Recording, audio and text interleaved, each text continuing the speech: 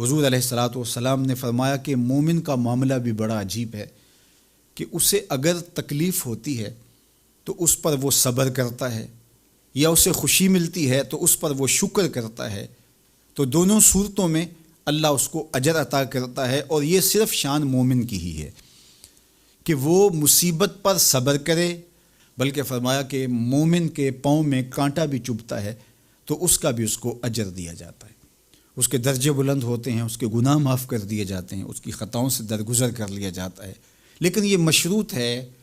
اس تکلیف کو صبر کے ساتھ برداشت کرنے سے۔ اگر وہ واویلا کرتا ہے، ناشکری کے کلمات کہتا ہے، تو تکلیف تو ختم نہیں ہوتی لیکن اجر زائل کر دیا جاتا ہے۔ تو اس لیے ہمیں ہر صورت کے اندر صبر کے دامن کو مضبوطی سے تھامنے کی تلقین کی گئی ہے، اور اہل ایمان کو یہ بھی سبق دیا گیا کہ جب انہیں کوئی بھی مصیبت پہنچتی ہے تو وہ کہتے ہیں انا للہ و انا الیہ راجعون، کہ ہم اسی کے ہیں اور اسی کے حضور پلٹ کے جانا ہے۔ تو یہ وہ امر ہے کہ جو ان کی طبیعت کے اندر ٹھہراؤ پیدا کرتا ہے اور ان کی زندگیوں کے اندر اللہ تعالیٰ جل شانہ پر جو یقین ہے اس کا پتہ دیتا ہے۔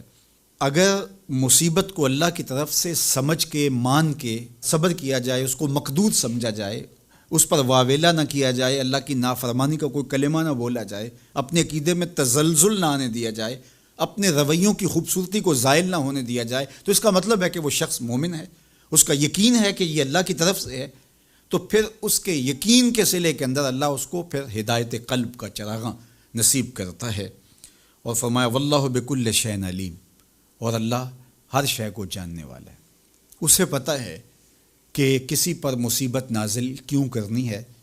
اور اس مصیبت سے اس کا امتحان لینا مقصود ہے، اس کے درجوں کو بلند کرنا مقصود ہے، اس کے گناہوں کو معاف کرنا مقصود ہے،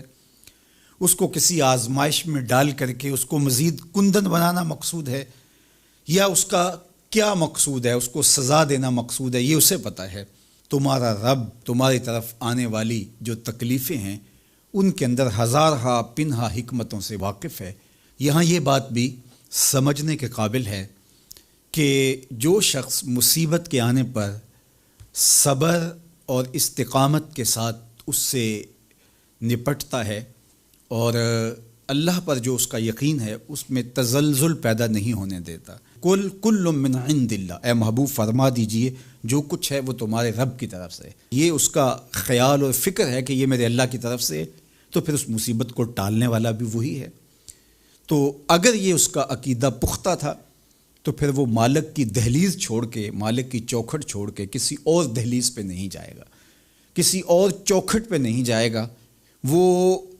اس مصیبت کو دور کرنے والا مؤثر حقیقی اللہ کو ہی جانتا ہوگا اور اسی کے حضور دعائیں کرے گا، التجائیں کرے گا، کسی شرک کا ارتکاب نہیں کر سکتا ہے، اور وہ مالک کی دہلیز سے کبھی روح گردانی نہیں کر سکتا، بلکہ اس تکلیف کے آنے سے وہ اپنے رب کے ساتھ اور زیادہ جڑ جائے گا۔ اور اگر وہ صبر کرے تو یہ اس کا ایک مرتبہ ہے کہ وہ حوصلے کے ساتھ اس تکلیف کو برداشت کرے، اور دوسرا مرتبہ جو اس سے بڑھ کر ہے کہ اس پہ اللہ کی رضا کے سانچے میں اپنے آپ کو ڈھال لے کہ جے سونا میرے دکھ وچ راضی، میں سکھ نو چلے ڈاواں۔ اگر وہ اس بات پہ راضی ہے تو کوئی بات نہیں ہے، میں اس پہ راضی ہوں کہ میرے رب کی یہ رضا ہے۔ تو یہ دونوں چیزوں کا مل جانا، یا دونوں میں سے کسی ایک کا مل جانا، یہ اللہ کی طرف سے اس کو دیا گیا انعام ہے جو اس مشکل حالات میں اس کو حاصل ہوتا ہے۔ اب وہ کس کیفیت میں ہے اللہ تعالیٰ اس کو خوب جانتا ہے کہ وہ اس پہ صبر کر رہا ہے یا اس کا اندر ڈول رہا ہے، اس کا عقیدہ کمزور تھا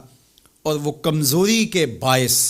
جو ہے وہ تزلزل کا، تذبذب کا شکار ہو گئے، تو یہ تمہارا رب خوب جانتا ہے۔ تو تمہارے سینے کے اندر چھپی ہوئی کیفیت تمہارے رب کے علم میں ہے۔